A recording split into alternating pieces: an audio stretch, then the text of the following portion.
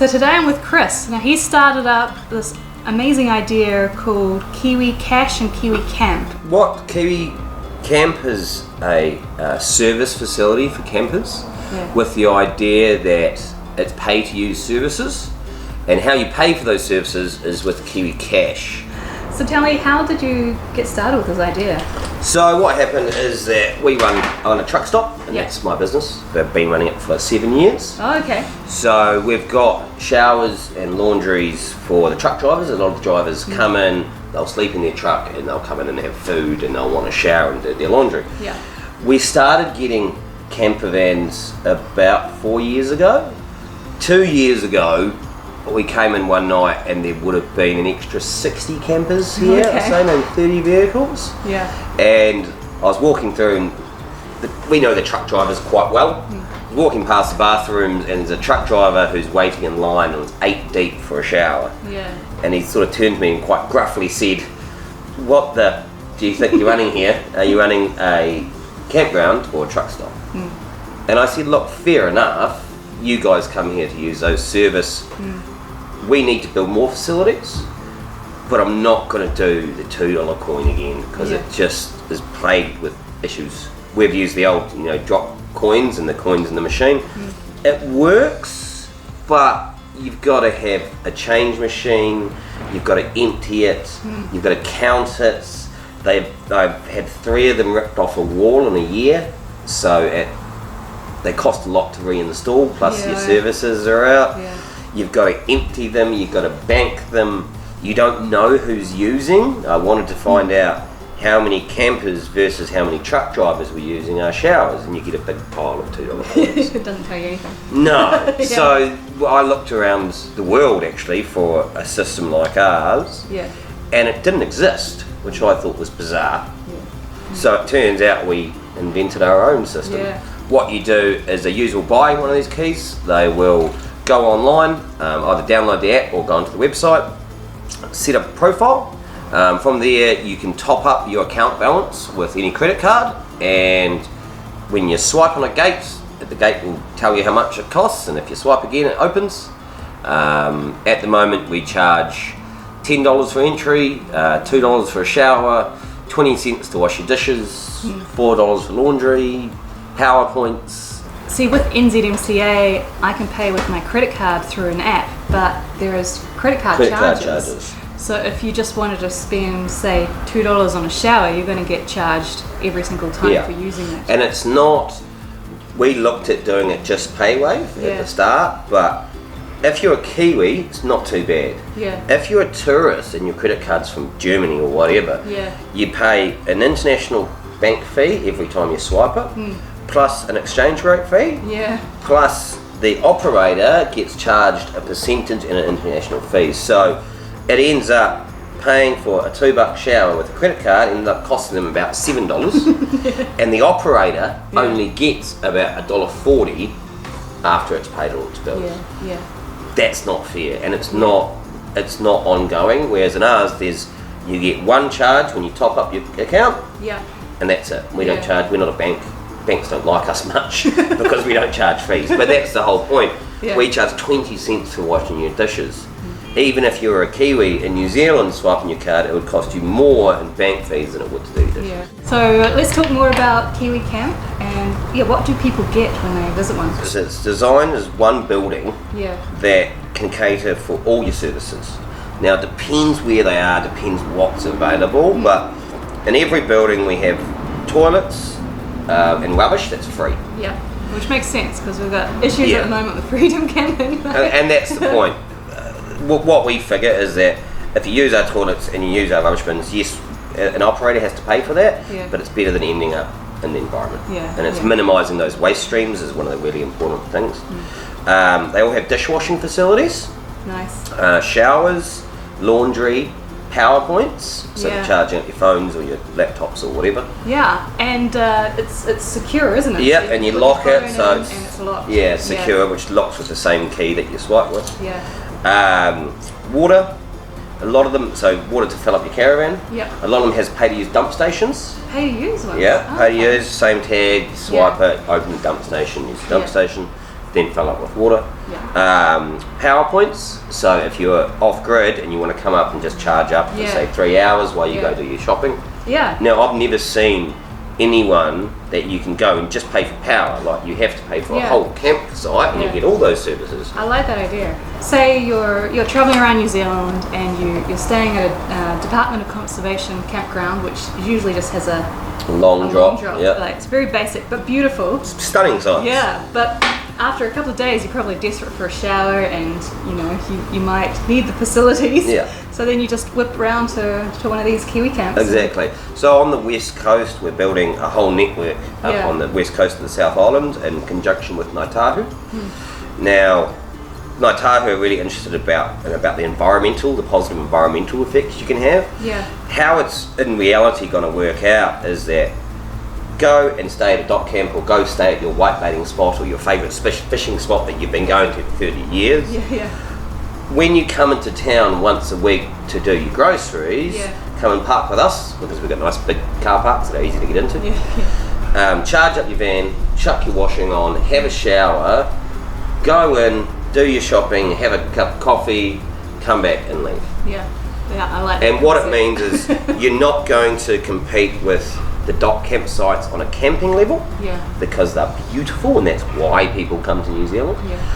But you can compete with them on a facilities level. And that's what we're doing. The idea with washing dishes is the biggest one that drives me insane. You see so many kids in their little vans and they're parked up and they've got a whole thing full of dishes. Now I've never seen anyone offer that service, that pay to use for dishes. What are you going to do? You're going to wash them in the river. You're going to wash them in the lake. Or you get a tub of water and then you chuck it out in the bush or whatever. And you've got to bend over and it's uncomfortable. I mean, we charge 20 cents to wash dishes. Because in New Zealand at the moment we definitely have an issue with freedom camping. There's a lot of negative articles on Stuff News from locals just getting fed up with the tourists and the rubbish left behind. But KiwiCamp seems to just solve everything. I, as a young fella, I went and lived over in Europe. I was freedom camping before it was a thing. Before it was trendy. Went all around Europe for a couple of years. Ended up buying a bus in South America and driving for about 3 years through South America. Fantastic. When I opened this place, I actually met my wife. She came into my car park in a little van, freedom camping. I've done a lot of it. I know what it's like. Most of the kids that come to New Zealand camping, they're kids. They're not malicious. They're just stupid. They're kids. And they come here and they want to go and travel around and they want to do it on a budget. But a campground is $60 a night. They're not going to pay that. New Zealand's got some really special rules. When it was first founded, it was ensured that everybody had access to hunting, fishing, camping for everybody. Whereas in Europe, traditionally it was only the upper class that could afford to do that. So we've got laws around the Reserves Act and the Queen's Chain to ensure that every public space is available if you wanted to. And that's a cool thing. You don't want to erode that. The most important thing is that if people are going to use these public spaces is to look after them for the next person. Now, physically to do that, you need the facilities to do it. At the moment, that falls into the councils.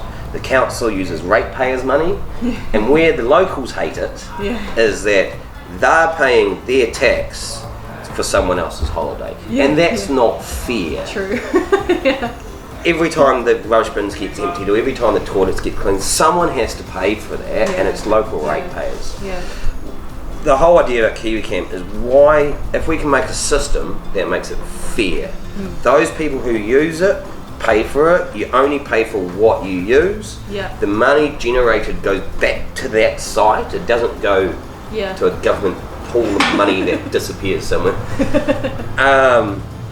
Make it safer, easier, cheap, and sustainable in the long term. And what it means is that the tourist will get a better experience, or the traveller will get a better experience, and the ratepayer, it won't fall on their back. Ticks all the boxes, doesn't it? Well, that's the idea. Yeah. If I wanted to go and stay at a Kiwi camp and try it out, where would I go right now? So right now, we've got a prototype site here in Blenheim. Yep.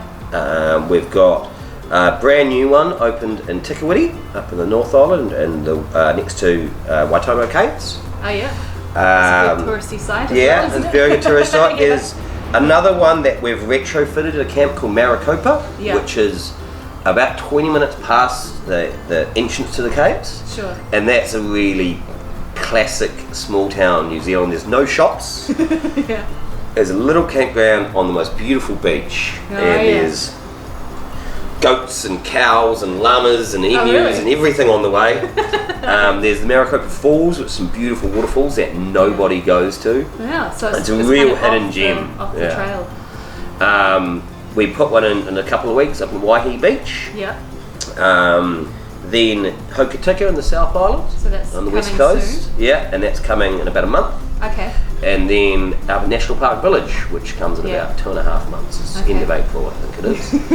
And we've got plans to put them in Taupo and Christchurch and all down the west coast and Queenstown and Wanaka. And so it's going to be big. Coming soon. Yeah. How would people find out? So if you go onto our website, KiwiCamp.nz, that's got all the maps of kind of where they're sited, where they're coming soon, a bit of information how it works. Is that where you top this up as well? Yeah, if you want to set up an account, you can go into KiwiCash.nz. They're linked together, so it's easy to go between them. You can book campsites online as well. Oh yeah, nice. Yep. So you can book it beforehand to guarantee your spot. Nothing worse than driving somewhere and there's no room. That's the thing. So with our boom gate, how it's set up is that if it's booked, say there's 20 sites, 10 are booked, it'll let 10 people through the gate, and it'll create a booking when you swipe in. But then it stops, and only the people who have already got a booking can enter. So it's automated. That's nice. And then you mentioned if someone had some land and wanted to potentially set up. Yeah, definitely. So we've sold the first few. We've sold them to the council. We've also sold. We also work with Ngāi Tahu, which is really cool. I think in the long term, it'll actually be more private operators. So people saying like, I've got a piece of land here. I've got an issue in our area. I just went last week to Te Puke. Now they've got a huge kiwi fruit industry, massive kiwi fruit industry. And if anyone's watching in Te Puke, there's a big demand for that seasonal work housing. Most of them have their own vehicles, if they're buses or vans or whatever. The industry up there is desperately trying to find a solution so they can provide staff to pick their kiwi fruits. Nothing exists. They have one campsite in town that is below par. I've even heard it been called scary sometimes. But there's a really good opportunity for someone who's got a paddock out the back and it has hopefully connection to sewer, which is a really important thing, to say like, look, we can open this up, we'll put a gate in, we'll pay, everything's pay to use, you go and check it maybe once a day, and it self-manages. I mean, our technology does 90% of the management. There is still that last 10% if someone's making noise or to check up or maybe just clean the toilets. Cleans the toilets, go for a walk around, make sure people's behaving. But 90% of it, you don't need someone there every day. And what I like is you can find out if someone's dropping rubbish and kind of put a black mark next to them. So all our buildings have got cameras in them. When we first set up this one, we didn't have any rules. We didn't know what the rules were. So one of the rules that we put in early was no noise after 10 o'clock. Now we have motel rooms around this one on either side, so it's quite important. There's a group of French kids there and they'd just finished work and they were having a few drinks, enjoying themselves. So I said to them, guys, just remember 10 o'clock, no more noise. They said, yep, that's great, no problem. 10:15 rolls round and I get a message, I'm in bed, and I get a message on my phone and it's sent through the app. So they've gone into the app and this girl said, I'm trying to sleep and these guys are making noise next to me, it's past 10 o'clock, can you do something about it? Now that gets sent straight to me. Right, go on my cell phone, go on the cameras, see them drinking, see the car, search the rego, find out whose tag it's attached to, and ring them up. Yes, hello Jean. It's Chris from KiwiCamp. Look, it's 10:15. Can you guys stop drinking, turn the music off? And he said, no problems. Oh yeah, we're not drinking. I said, yes you are. You have a bottle of wine in your hand. And that's what the technology does. And that's the point. If you can take out those confrontations and you can take out anything that... Because let's say I wanted to set up my own camp, I wouldn't feel comfortable. And you don't need to. You've got everyone's, when they set up a camp, they have to put in an ID. So they know that. So that makes them feel a bit... But what it means is you've got an ID of every single person, one person per vehicle. You can track them. If they leave a mess and you find them, they can't get out. You can't swipe out of the gate because they're on negative. They have to top up before they leave. So you can find people. We've got a system where if they leave rubbish or break anything, we can issue fines. They may go into the negative, so you're not guaranteed to get that money, but it means they won't be able to use another KiwiCamp in the whole of New Zealand. If they want to carry on their holiday, they have to pay their fines and work and be responsible, you know what I mean? Because you can contact the user if something gets broken or you run out of toilet paper. Or they can just message you from the toilet. But I'm out of toilet paper. Need help. Exactly. But and that's the joy, it's like everyone has a smartphone now. Everyone, and especially the young travellers. But what it means is when it comes to maintenance, you've got a record, and if something's breaking constantly, and it's great for our analytics as well. You know exactly how often it's breaking. Because when I was in Matamata on the way to Hobbiton, I'd come across a parkover property where a farmer had just got sick of tourists camping on his farm, on his land. So he approached the council about getting a campground in the area, and it just never happened. So he made his own. Good on him. And that's the Kiwi way. And that's, I had a really good one. Last year there was a farmer that was down in Tekapa. Now he'd opened his land up for dock walkers. And he had something like 160,000 people last year went over his land. Now he was in the paper saying they trashed the place, there needs to be toilets, someone needs to do water bottle filling stations, toilets, etc. Anyway, so I rang him up and said, "Okay, mate, I want to come talk to you." He was a bit gruff about it, but he agreed eventually. So went down and saw him, and he was saying, look, he showed me where they park up, they walk up the hill, everything's fine. They come back down 2 hours later, there's no water up there. They're thirsty, they need to go to the bathroom, and there's no toilets for a long time. So they end up going to the bathroom in his bushes. But the thing that annoys him most, I said, what's the most annoying thing? He said, I've got a water trough next to my fence for the cattle. People are dying of thirst. They unscrew the water tap, fill their drink bottles, and then screw it back up, but they cross-thread it.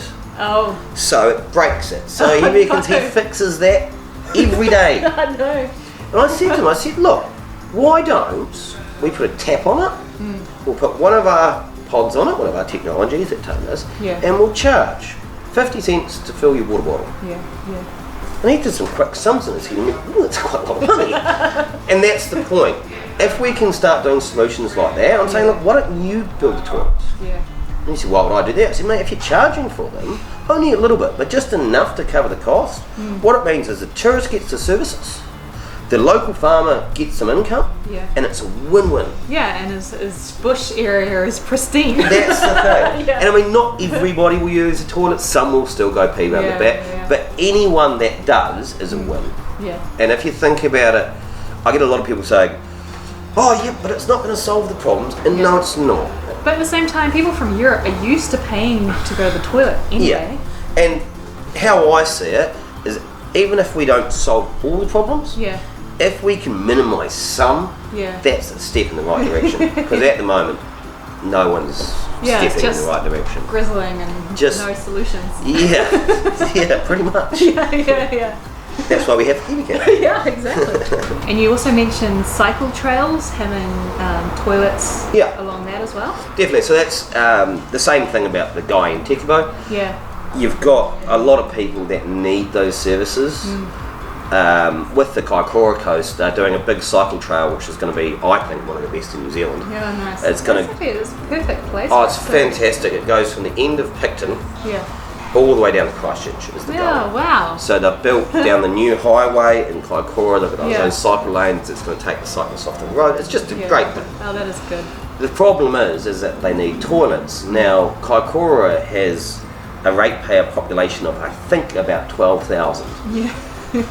They're not going to pay to maintain 20 toilets. It just doesn't physically work. The Road Transport Association have been doing the road. They've got these beautiful wee spots where they put these tourist lay-bys so people can pull off the road safely and look at the seals. Nice, yeah. They're building these toilet blocks. Yeah. Who's going to pay people? Who's going to pay to clean them? And that's the point. There's a disconnect there. Whereas with this, if everybody just pays just a little bit, 20 cents to have it go to the toilet, you know, just enough to cover it, to maintain them. it takes it off the ratepayer, and the tourist gets better services. It's a win-win. And that's the ultimate goal, is to get that, you know, take the pressure off the local community, take the pressure off the environment. Because this tourism thing isn't going away. Yeah, well, isn't the biggest business in New Zealand? It's farming and tourism. No, well, tourism overtook milk last year. Overtook Fonterra, and it's growing at a phenomenal rate. It's like 5% a year. So it's just trying to figure out the problems, fix the problems. I really like the idea of tourism. Because, you know, this may sound a bit far-fetched, but it's the only industry that actively protects our environment. Now, anything you make or you build, whatever, has a negative effect on the environment. If you manufacture, if you produce goods, if you farm, the chemicals that go on the ground, clearing pasture. Clearing the bush. Tourism, we sell nature. If you tried to put a dairy farm on the Shotover jet now, you would get the skydiving guys complaining, the jet boat guys complaining, the nature walk guys complaining, the horse guys. And that social structure is actively protecting nature, because that's where we make our money. One of the things that have taught me most about this side is talking to people, talking to campers, especially MCA members, and saying, "What do you want? What are you after? What can we make? What services do you need that we can make available? Because that's what we're looking for." That's fantastic. It's such a cool idea. Yeah, thanks. We like it.